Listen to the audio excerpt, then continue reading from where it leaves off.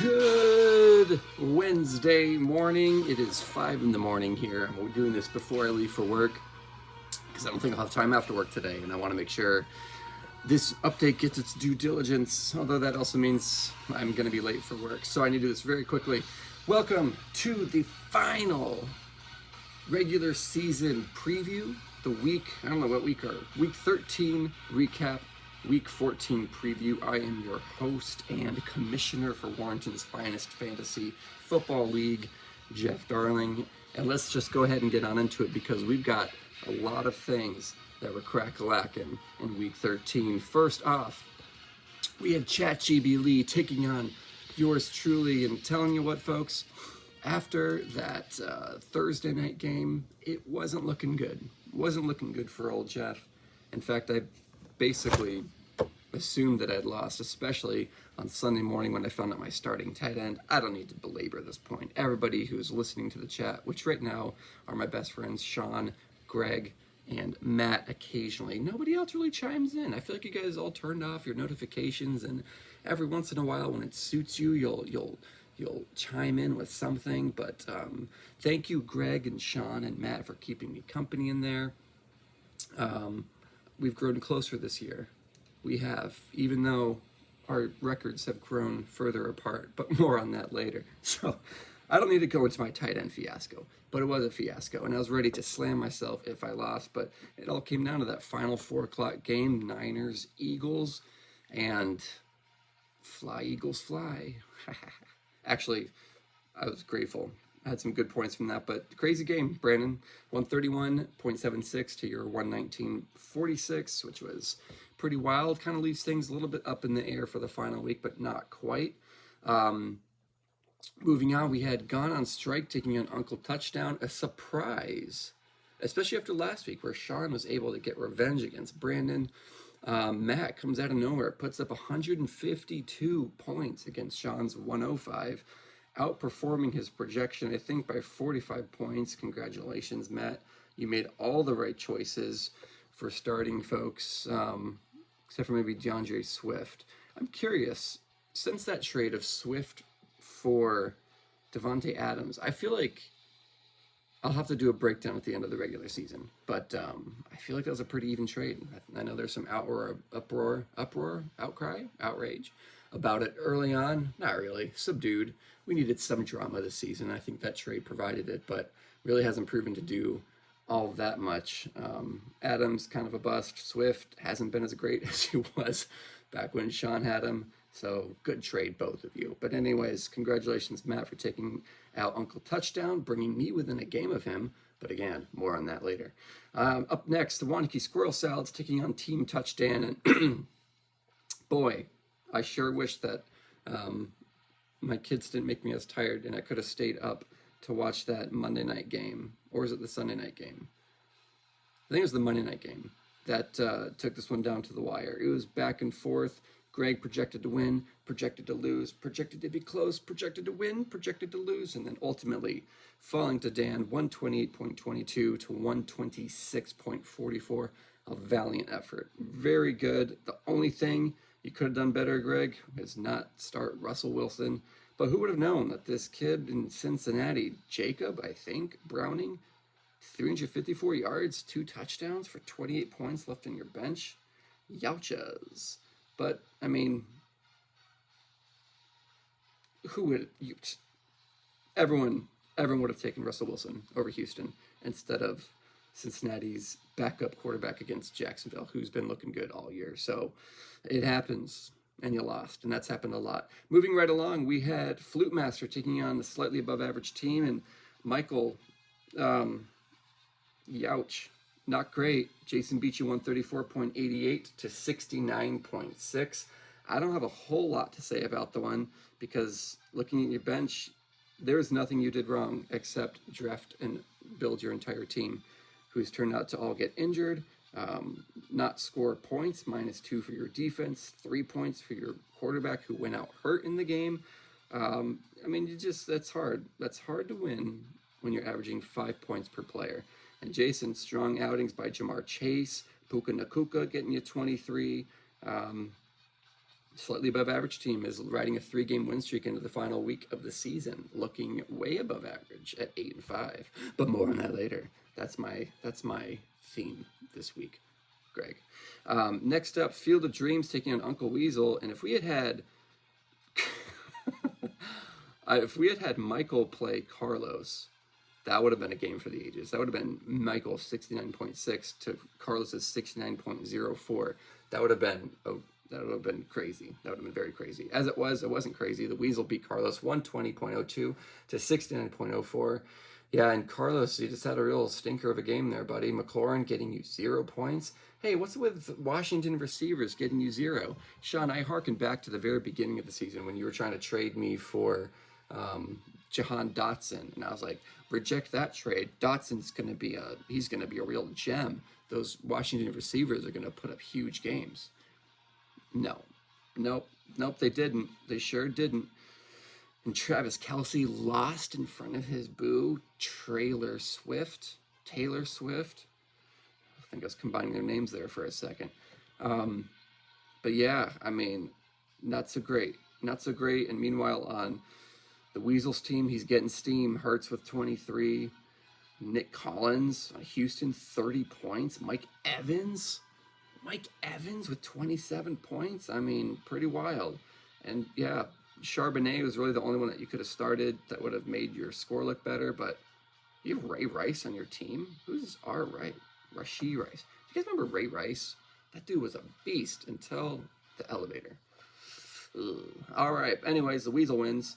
Next up, Team Midnight taking on his Queen, Team Queen, and Mike and Hannah made it interesting because for a while it wasn't so interesting. It was kind of like, all right, I guess nobody wants to win this game.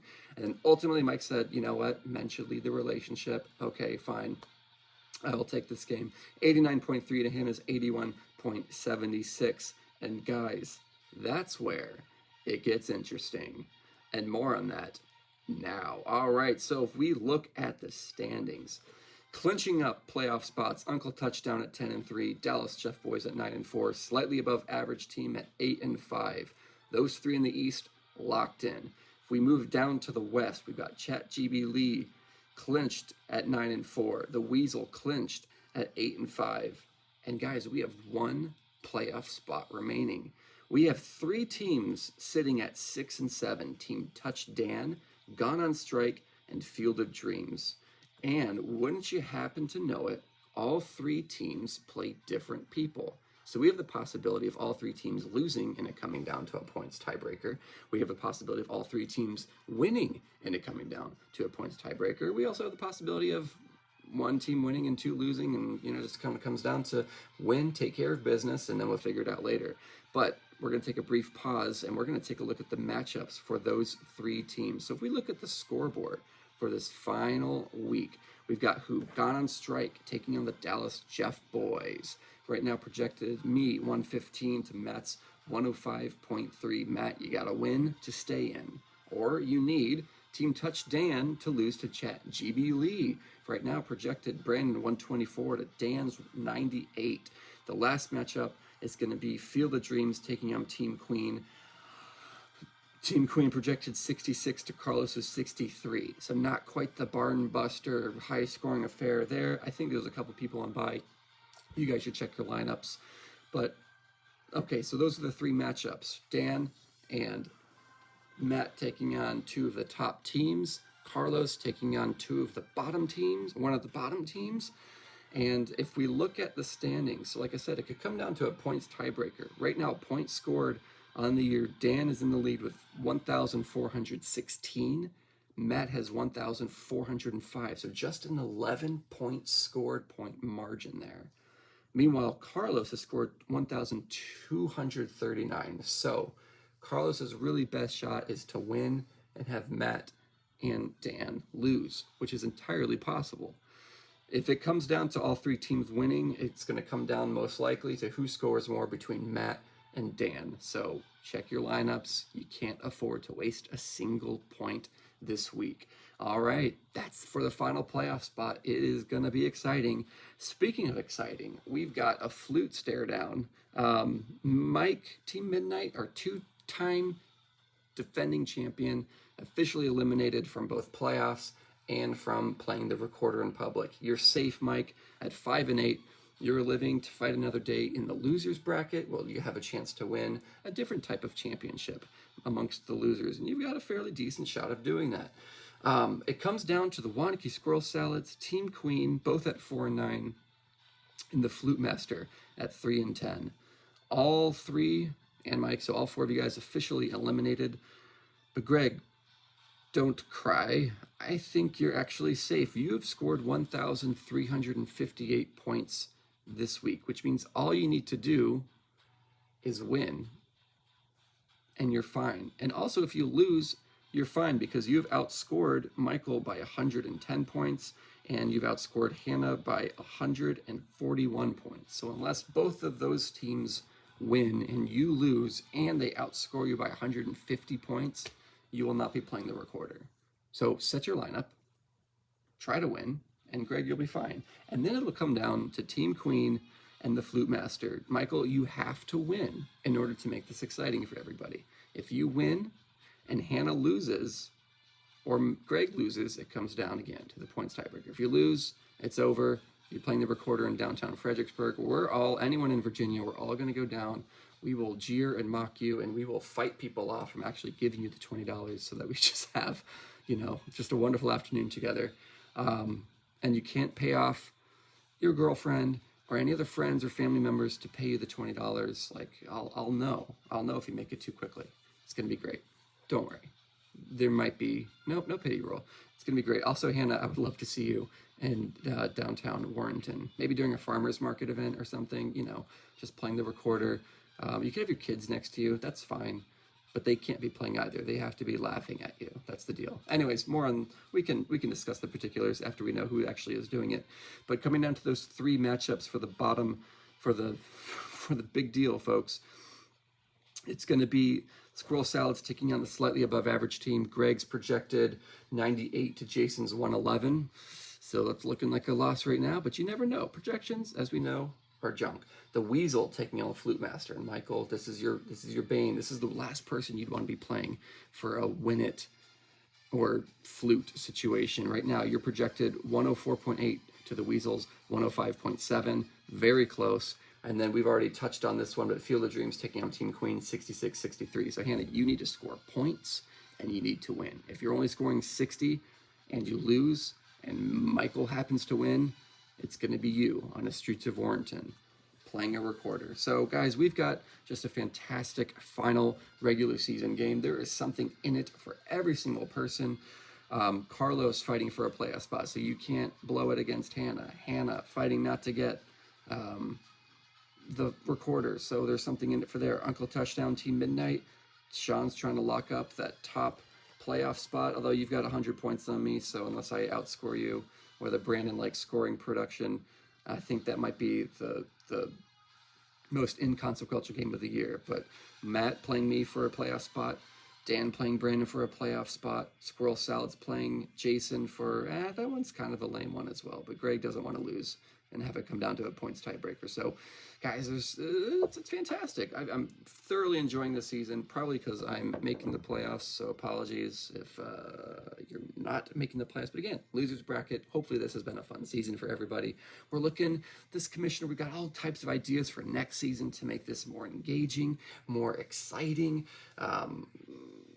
more fun. So stay tuned. Don't let this year, if you didn't have a great year, everything is different week to week. So have a wonderful rest of your Wednesday.